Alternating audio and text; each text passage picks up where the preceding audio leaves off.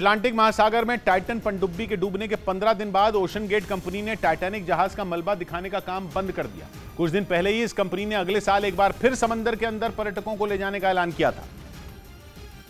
लेकिन ocean gate company के उस ऐलान के बाद से ही दुनिया भर में आलोचना होने लगी थी, क्योंकि अटलांटिक महासागर में डूबी टाइटन पनडुब्बी के मलबे की जांच के बाद एक्सपर्ट टीम ने कई खामियों का दावा किया, जिसके बाद कंपनी ने अपना फैसला बदल लिया। मतलब ये कि अब कंपनी टाइटैनिक जहाज का मलबा दिखाने के लिए अपनी पनडुब्बी को समंदर के अंदर नहीं भेजेगी।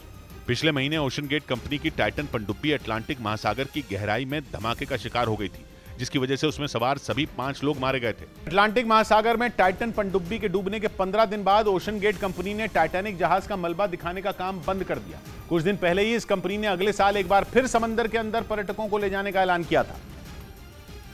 लेकिन ओशन गेट कंपनी के उस ऐलान के बाद से ही दुनिया भर में आलोचना होने लगी थी, क्योंकि अटलांटिक महासागर में डूबी टाइटन पनडुब्बी के मलबे की जांच के बाद एक्सपर्ट टीम ने कई खामियों का दावा किया, जिसके बाद कंपनी ने अपना फैसला बदल लिया।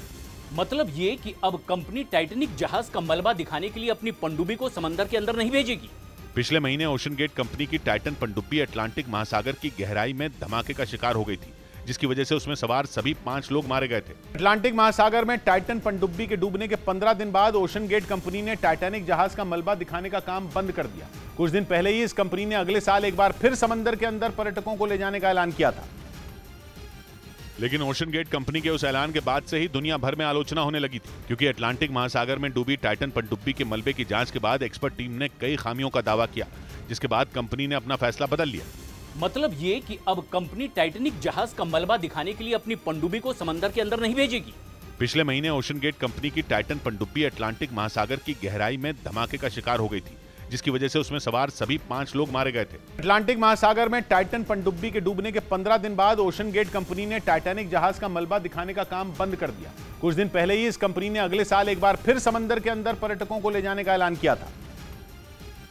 लेकिन ओशन गेट कंपनी के उस ऐलान के बाद से ही दुनिया भर में आलोचना होने लगी थी, क्योंकि अटलांटिक महासागर में डूबी टाइटन पनडुब्बी के मलबे की जांच के बाद एक्सपर्ट टीम ने कई खामियों का दावा किया, जिसके बाद कंपनी ने अपना फैसला बदल लिया।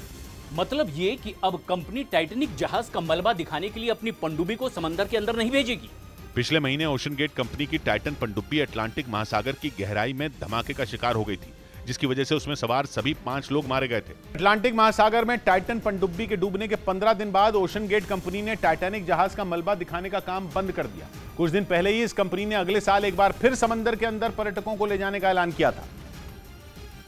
लेकिन ओशन गेट कंपनी के उस ऐलान के बाद से ही दुनिया भर में आलोचना होने लगी थी, क्योंकि अटलांटिक महासागर में डूबी टाइटन पनडुब्बी के मलबे की जांच के बाद एक्सपर्ट टीम ने कई खामियों का दावा किया, जिसके बाद कंपनी ने अपना फैसला बदल लिया। मतलब ये कि अब कंपनी टाइटैनिक जहाज का मलबा दिखाने के लिए अपनी पनडुब्बी को समंदर के अंदर नहीं भेजेगी। पिछले महीने ओशन गेट कंपनी की टाइटन पनडुब्बी अटलांटिक महासागर की गहराई में धमाके का शिकार हो गई थी, जिसकी वजह से उसमें सवार सभी 5 लोग मारे गए थे।